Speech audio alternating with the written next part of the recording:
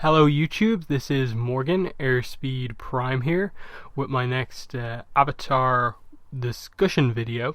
This one's going to be how bending works, and yeah, this is my first time really, I suppose, using this screen recording software to do one of these videos, as well as my first time, I suppose, properly making up some kind of graphics to kind of showcase what I'm talking about. So I have covered the general concept of how bending works in previous videos, but this one hopefully will be a lot more clearer because I have visuals on screen to actually show you guys what I'm talking about.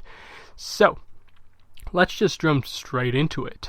Bending is obviously the key unique thing about the Avatar universe. There's a lot of other stuff like spirits and so on, but I think bending is the first one you look at that cool, the characters use martial arts to manipulate elements. But then you think about wait, how does that work? There's something about chi and all this other stuff, chakra points. How do benders bend? So I'm going to cover a variety of different topics here, starting with the basics. So what makes people in the Avatar world different? What makes them different than normal humans, and what allows them to bend in universe? The main thing would be chi, otherwise known as inner energy. This is basically energy, body energy as they kind of describe it in the Avatar world. This is both what powers bending, but also what powers the body. So you eat food, that creates energy for your body, and that applies to non-benders and benders. The difference is obviously benders can to some extent manipulate their chi, as I'll get into, but non-benders can't. But everyone still has chi paths throughout their body. Everyone has chi. It's just benders can use it to actually manipulate it. Non-benders can't. That's the main fundamental thing. The idea that if you run a lot, you use up your chi, but if you bend a lot, you also use up your chi, and you get tired from both. It's physical, but also this special power of bending that wastes this energy. So the first thing to show you guys is definitely the chi path of the body. This is basically the network of paths throughout the body where the chi flows through. It's effectively very similar to the way it's explained in Naruto, how the chakra is explained in Naruto, and in essence it is the same thing. This is a very simplified version, just showing you that it covers basically the entire body, just like it involves the head, chest area, limbs, and so on. More detailed, it looks like this. This is a screenshot from the show Yagoda explaining healing to people, and this is effectively how waterbenders heal. I'll explain this in more depth as we go on, but as you can see, those lines on this dummy body there are effectively the chi paths of the body, as you can see. So I did very simplistic ones highlighting the chi network touching every aspect of the body, but you can see multiple paths down the chest, multiple paths down the arms, legs, and especially a lot in or around the head area. But let's quickly go back to the simplistic diagram for just ease of looking at, and we get the idea that that's how it works. Energy flows all around the body, and so it makes sense for a bender who can manipulate their chi that they can bend with their legs, with their hands, some people even with bits of their faces. And since it involves, stuff so close to the head, it makes sense that stuff like psychic blood bending, combustion bending also to some extent works if it involves the brain, and the chi path obviously involves inner workings of the body as well. Given techniques like blood bending, of course, it's not just flowing along the outside of the body, it's also the inner workings as well. So that's the main thing. Just that is the energy that powers bending, and so on. So let's move on. Next thing to get into are the chakras. The chakra points is probably the easiest way to call them because they do have a specific location, but in Avatar they're mainly called chakras. So yeah, there are 7 of these points, and what they are pools of energy that are within the chakra network. So if you could overlay my first diagram over this one, you would still have those lines, going straight down the body, down the arms, down the legs, but the chi path do flow through these chakra pools as well on the way. And so let's just go through them from the top of the body to the bottom of the body. So the first one we have is on the crown of the head. It is the thought chakra. This is the last one that Aang unlocked, whole pure cosmic energy and stuff like that, blocked by worldly attachments. We have the light chakra, which is located in the forehead. You can see what I did there with the symbol I used there, and that the little red dot. This is something very much emphasized in combustion benders. Peli and Combustion Man both obviously have the same tattoo on their forehead. That's because to some extent their technique involves the light chakra, because when they're hitting the forehead by something, it disrupts their technique, it disrupts their flow of chi through that specific chakra point, and their technique is affected. So that's that one. It also deals with insight, and we've seen a few characters, do things like Aang touching Heibai on the forehead to deliver a sense of insight to him. There's other uses for the chakra network in terms of the chakras in terms of spiritual aspects, but I'm not going to be touching too heavily on the spiritual aspect in this video. This is more on the kind of facts about what we know.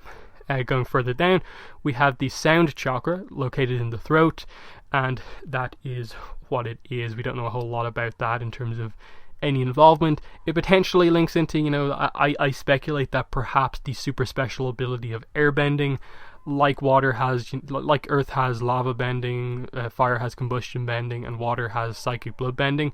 I think potentially if air is revealed to have a super secret technique, I think it might be sound bending, and it might involve the throat, the sound chakra in the throat. So that's just something to think about in terms of speculation going forward. Then we get into the elemental chakras. The first one is the air chakra located in the heart. Just below that is in the stomach is the fire chakra. Below that, at the base of the spine, is the earth chakra, and then in the sacrum is the water chakra.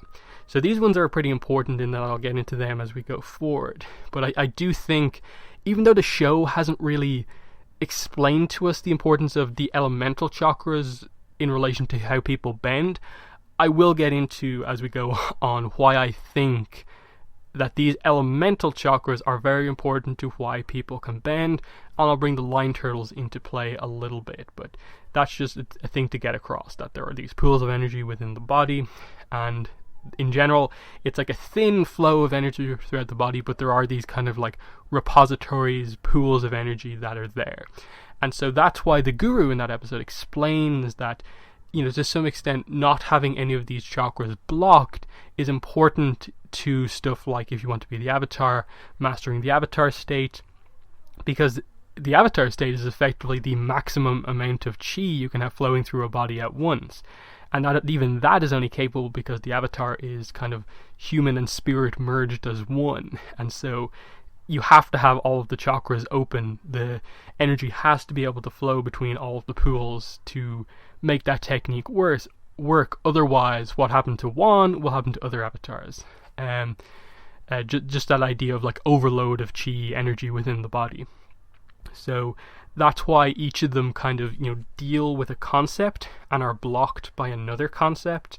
That's kind of the important one. Like the fire chakra. What am I talking about there?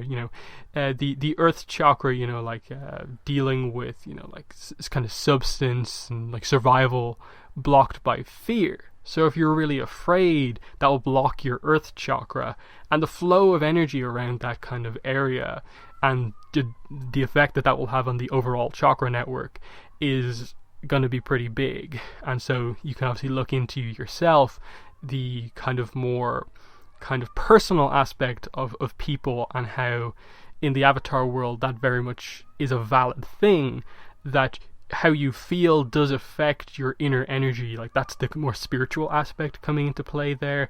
Like you can think about this to some extent in terms of Zuko when he's sick during ATLA. Like he just has that weird sickness because he makes a decision. To some extent you could think about that less as like, wait, was this such a tough decision on him mentally that he just like got tired? Or wait, was it more of a kind of spiritual thing and the effect that it had on his chakra network, that it affected his chakras and he was just weakened because of that? That's definitely one thing to think about. But next one, this is a theory. I specifically say there on the slide there, you can see theory. this is not confirmed, but to me it's one of the only things that really makes sense. What is the difference between a bender and a non-bender?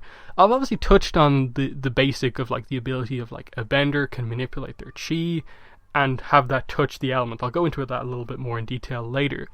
But what really, makes it different? Like, what makes a bender only able to bend their element and not another? Like, what limits them to just one element? If bending is literally just using your chi to manipulate an element, why can't, if you're able to manipulate your chi, you do it for every element? I think it comes down to this kind of theory that I have of the idea of activated chakra points. And I don't just mean like the chakra is able to flow through your chakra point, like Aang kind of unlocks the chakras as it goes on. I mean like activated energetically. The example I'll use here is going to be the line turtles during beginnings from Korra. When they give and take away bending, for me, they are turning on and off that person's chakra point for that element. So for Juan, he was given fire. His fire chakra point, as we touched on earlier, went from being kind of just a normal chakra point, energy could flow through it, to being activated. Like he is now a firebender because his whole chi network is affected by the fact that he is a firebender. That the fire chakra point suddenly becomes extremely important for Juan after the line turtle gives him his bending. So flow through the fire chakra point is so important to Juan as a firebender. And that's why I think it kind of affects only fire. That because fire is kind of what they kind of revolve around, their chi can only like link itself to fire. So as I explained there, my theory is that a bender's chakra point for their element is active compared to a non-bender's. Their active chakra point has an impact on their whole chi path system and allows their chi to connect with and bend their element. So that's just my description. Next up, how does a bender actually bend? They can bend their chi, but how does that go to affecting an element that is outside of their body? Like, to some extent you understand this idea that a bender can has a greater control over their chi system in their own body, and like you get the idea that their system is a little bit different than a non-bender's. But how does that then go to the point of like fire a meter away from a firebender, like this diagram here? How can they suddenly manipulate their chakra network and suddenly start playing around with that fire? For me, it's the idea that yes, a bender has some level of control over their chi, but we also know from examples that a bender doesn't need to be in contact with their element to actually manipulate it. So that straight away suggests that to some extent a bender's control over their chi extends beyond their body, that there's a certain range, a limit to how far from their body their chi and they can manipulate things. So once fire or their element is within range, I'm just using fire as the example here, once their fire is within range, their chi activated by their fire chakra point is connected to the actual element. Like I make the example here with the whole idea of like the red chakra point within the person's body and then the red fire, and the link, obviously, that via chakra, which is this kind of invisible energy within the body, but it extends out beyond the body a certain distance, and the chi connects the chakra point to the element, and so a bender being able to manipulate their chi can manipulate that element. The exact 100% specifics are very difficult to even think about, but in general I think that's how it works. So my explanation here in the slide, a bender has some level of control over their chi. We know benders don't need to be in contact with their element to some extent. Oh, sorry, I just typo there. With their element, to some extent they can extend their chi past their body, and if their element is within range, they can manipulate it with their chi being the connection between the human and their element. Again, slight typo there. I kind of put these together a little bit quickly, but I think that kind of gets the concept across. And that fits very nicely for, I think, all of the elements. So, you can just switch the water chakra point on water, air and so on, and you get the idea for each element. And obviously with an avatar, it's just that they have multiple activated chakra points, which can be done because we know there's a physical limitation on physical beings where they can only hold the power of one element. In my mind, that means that the body is limited to only having one activated chakra point, but spirits, surprisingly enough, can actually hold the power of multiple elements, but they can't use the element. Because if you notice during beginnings how the avatar comes into being, is that Juan only ever has one element within him, and Rava holds the others and passes through him to switch which element he's using until harmonic convergence binds them together. And so Juan then has the energy within his body, thanks to Rava, to hold 4 elements and use 4 elements all at once by choosing which, one he's activating at the same time. And then, because if you actually look at the avatars when they fight, there's actually very few examples outside of the avatar state of an avatar using 2 elements at once, like Korra in one hand having a bit of fire, and then in the other hand, manipulating some earth. Sorry about the background noise if you can hear that. We never really see that. There's a few little examples, but none of them are like super powerful attacks when we do see them used.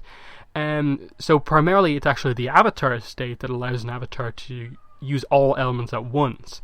Like, I don't think a normal avatar will be able to do the whole Aang at the end of ATLA thing where he has like a sphere of air around him, a sphere of like compressed earth, a sphere of compressed water, and a basically sphere of fire around him all at once. That's only capable because that is the avatar at their most powerful, the spirit side of the avatar coming out full force, allowing insane chi flow throughout the body and all chakra points activated at once. But as I said, there are examples of avatars outside of the avatar state able to use multiple elements at the same time. Aang uses the air scooter while also earthbending, but I suppose the air scooter is just something like he creates and then just holds in place, and then he does the powerful stuff with the earthbending. But that's the kind of basic idea of chakra points and so on. Next up, how does healing work? And the reason I'm explaining this here is because this actually further explains the whole chi path thing. I think this diagram is actually quite good. This is probably one of the ones I'm happy with the most. So as you can see here, this person has an injury on their, I suppose the way I'm thinking of it, their left hand. That's represented by the red triangle on their arm. And basically I'm just using the kind of slightly transparent blue circle as like, that is the water that a waterbender is using to activate their healing technique. And so how healing works is effectively you use water and then you kind of like activate the healing technique. And what it actually does is it actually uses water as a way to channel chi to an injured spot and accelerate healing. So the darker blue arrows that I have here in the diagram are just showing the chi flowing from other parts of the body to the injured area, to the water basically. That's to some extent why the water kind of glows when a healer uses their water, in that that's chi kind of, coming into the water and, accelerating healing. That's more or less what happens. Again, the exact specifics of like how exactly does the healing work? Is it like some sort of cell multiplication thing, acceleration thing, or what? Is it more magical than that? That's the part that like we probably will never know about, but the details of how it works with regards to chi, it just channels chi towards a location, and that extra, energy there with water helps to heal it. So that's more or less how it works. Water being used to heal, and it's really, really interesting stuff. Then we'll actually do this is one of my final examples here, and that is, how does Amon, the villain from book 1 of Korra, take away people's bending? In that, okay, he's revealed to be a bloodbender at the end and a waterbender, but what was the explanation for the takeaway bending technique? It came from basically Mike and Brian after the series came to an end, and it's not really touched on all that much in the show, but effectively it is reverse healing. That is what Amon's takeaway bending technique is. It's more of a permanent block on bending rather than taking it away, because taking it away suggests he is taking the power of their element into himself, whereas actually what he's doing is more very much just harshly cutting off the flow of chi around a certain person's chakra point and general flow of chi throughout the body. That's what he's doing. It's not like the lion turtle is actively physically altering someone's chi paths when he takes their bending away, or like when Aang takes Ozai's bending away. For me, Aang is turning off Ozai's active chi path. Aang is turning off Yakon's active chi path. Whereas what Amon is doing to, say, Lightning Bolt Zolt when he takes his bending away is he's just slowly, closing the chi paths around, his fire chakra primarily, but general flow throughout the body. That's why when Amon takes Lightning Bolt Zolt's bending away, you can see he takes it away while Zolt is lightning bending, which is one of the more powerful firebending techniques. So you can see it's still going as the technique is being used. His lightning goes away, then turns into like powerful fire. Then the fire gradually calms down until it's nothing. That's the gradual, closing of the chi path. The energy needed for lightning goes away, so it turns into fire. The energy needed for powerful fire goes away, so it gets smaller and smaller until it's completely shut and the bending doesn't work. And that's what I'm doing here. Now, what he's doing here in terms of reverse healing is that because he is a bloodbender, because he's a psychic bloodbender, he can bloodbend without the need of the full moon to be out. And what he does is, instead of using outside water like we see most waterbenders use, they get water and put it to the surface of the person's body, Amon actually uses healing, activates basically the healing technique in reverse, using the water within an opponent's body, the bloodbending, and uses that to basically do the opposite of healing, whereas healing draws chakra to the water. The bloodbending takeaway technique pushes chi away and blocks and kind of cuts off chi paths. So that's what he's kind of doing there.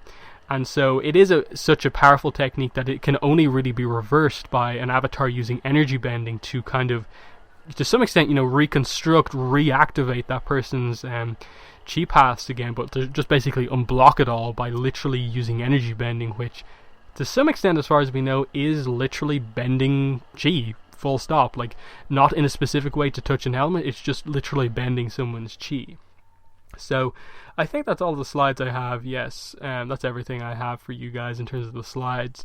And I think that gives you a general idea of how bending works. Now, I'm not going to sit here and say everything I've said here is 100% exactly how it works. I've mentioned when what I've been saying is theories. To me, the whole chakra point concept is probably the biggest one where I'm kind of reaching and kind of presenting my own idea, but I still think it to some extent works. It gives the chakra points a greater emphasis in the Avatar world. It gives a reason for why a bender can only use one element rather than the other, and potentially even gives us an insight into how the line turtles developed their own bending. If they are permanent energy benders, maybe they manipulated their own chi to kind of after studying dragons, and that's how they learned fire or something like that. There's a lot of theories you can come up with when you really think about it, and kind of presents these interesting ideas, like when you think about the original benders for the elements. The dragons for fire, the sky bison for air, the badger moles for earth, and the moon for water. How do they water bend? Now, the moon is interesting and it's kind of a weird situation, so I'm going to put that aside for now and focus more on the elemental animals. Like a dragon. What we've seen of a dragon in terms of them fire bending is them breathing out fire. And that's about it. We've seen them breathe out fire to attack, and then the only really thing that you would actually say is anyway bending is Ran and Shaw when they demonstrate to Aang and Zuko the true way of firebending. They both breathe out fire next to Aang and Zuko and basically create a fire tornado of all these different coloured flames around them. That shows great control over their breath attacks. But are dragons actually bending, or is it just that dragons naturally have that ability? Like a bird kind of, naturally can fly. It's not like birds have a special power within them that that allows them to fly. It's part of their physiology. Is it just part of the physiology of a dragon that they can breathe out fire? Or is it that you have to apply the chi path concept to the animals as well? Do they have, fire chakra points, and is that why a dragon can do that? Or is it that actually the lion turtle is studying the dragon, studies where the basis, scientific basis, chi path, chakra point theory for elements comes from, and that's where that comes from? Because that's something it's definitely interesting to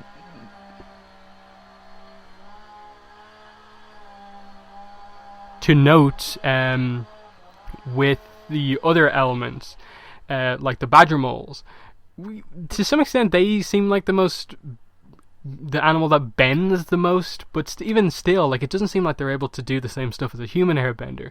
Sky bisons naturally can float. We see from the baby sky bisons that they just float away, but we never really see them just create a tornado in front of them like an actual airbender can do. So it strikes me that there's a difference between bending in humans and animals that is beyond just humans are kind of more developed brains, and so they can do more clever things. That there's a fundamental difference in how the bending works, that in humans it's more scientific and so on, but who really knows? So, I'm going to end the video there. In the comments, let me know what your thoughts were on the video. But other than that, thanks for watching, and bye.